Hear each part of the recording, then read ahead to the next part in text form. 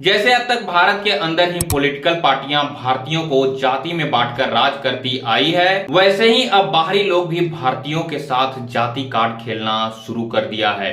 ये फोटो देख रहे हो, इस फोटो में जो आदमी है ये है डोनाल्ड ट्रंप के व्यापारिक सलाहकार पीटर नेवारो। ये अब ओपनली भारतीयों को जाति में बांटने वाली बातें कर रहा है। यानी यूं कह सकते हैं कि जो पहले अंग्रेज किया करते थे भारतीयों के साथ डिवाइड एंड रूल, वैसे मैं बता दूं कि ये लोग भी उन्हीं लोगों का वंशज है, तो डीएनए तो साथ में आएगा ही ना। ये लोग अब ओपनली टीवी पर बैठ करके भारत से इतना ज्यादा खफा हो गए हैं कि ये अब सीधा बोल रहे हैं कि रसिया से जो भारत ऑयल खरीद रहा है इसमें सिर्फ और सिर्फ फायदा ब्राह्मणों का हो रहा है। मतलब देख रहे हो, अब क्लियरली कास्ट बेस्ड जियो पॉलिटिक्स खेला जा रहा है भारत में, जबकि भारत में ऐसी एक भी ऑयल कंपनी नहीं है जिसका मालिक कोई ब्राह्मण समुदाय से आते हों। ज्यादातर ऑयल कंपनियां तो भारतीय सरकार की है। एक है नायरा एनर्जी जिसमें 49 पॉइंट समथिंग स्टेक तो रशियन गवर्नमेंट की है, और एक है रिलायंस इंडस्ट्री जिसका मालिक आप सब जानते हैं कि मुकेश अंबानी है, और वो कोई ब्राह्मण खानदान से नहीं आते। तो इसका मतलब साफ है कि ये लोग बोलने से पहले कोई भी होमवर्क करके नहीं आए थे।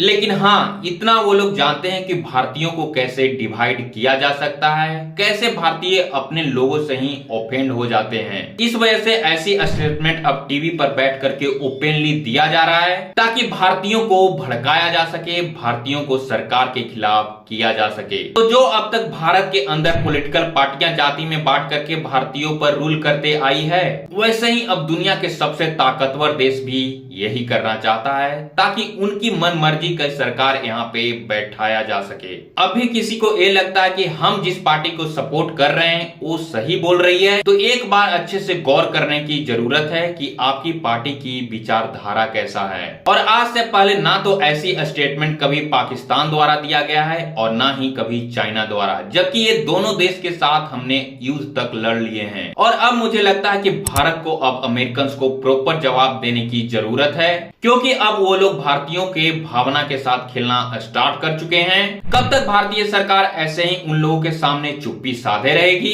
खैर, एज ए इंडियन अभी वक्त है यूनाइट रहने की, भारत सरकार के साथ खड़ा रहने की, क्योंकि बाहर से बहुत प्रेशर दिया जा रहा है, अंदर से साथ रहोगे तो हर मुश्किल पार कर लेंगे। वरना जो हमने पास्ट में किया था कि अंदर से ही लड़ करके हमने 1000 साल की गुलामी की है, तो वैसा ही लोग अभी भी ताक लगाए बैठे हैं। तो अब आप लोग बताओ कि क्या भारत सरकार को प्रॉपर अब अमेरिकन को जवाब देने की जरूरत है, या अभी भी आप मानते हैं कि नहीं, चुप रहने में ही ज्यादा भलाई है? लिखिएगा कमेंट सेक्शन में।